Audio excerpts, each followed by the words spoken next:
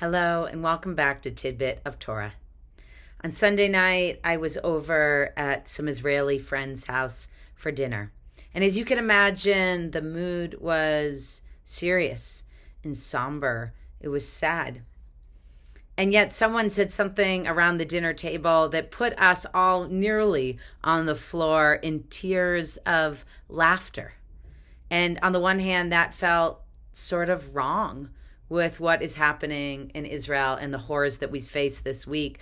And at the same time, laughter felt so good, so healing, so important. Right now, it is important to allow ourselves space to compartmentalize and to feel both hope and sadness, to be able to show up with our children with a smile, and then to be able to spend some time in grieving. And it is hard to do both those things, or sometimes those things together, as we talk to our children about what's happening, or we hold those feelings in our heart. And yet it's okay to compartmentalize. It's okay to feel both, to hold multiple realities and multiple responsibilities at this time of war and crisis and challenge. In fact, that is at the heart of what our Torah portion this week is reminding us about how the world came into creation.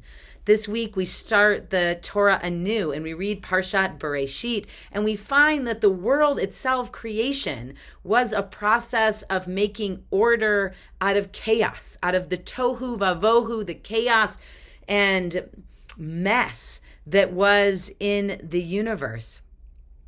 And then the days following were very much a process of separating, of splitting up the heavens from the water, of separating what is tov, what is good, from what is lo tov and not good. It's a process of separation. And though we live in an integrated and a unified body and a unified integrated world, it is okay to give ourselves permission to compartmentalize and to separate as well. And sometimes in moments like that, this is what we need to do.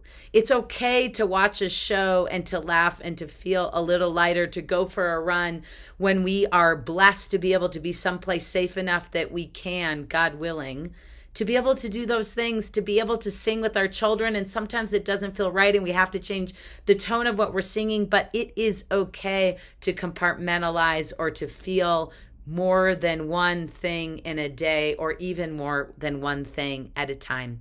And we need to protect the holy space that is that place that is not despair, whether that's turning off Facebook and social media, or whether that's just going outside and piling up the leaves and jumping in them with our children or grandchildren.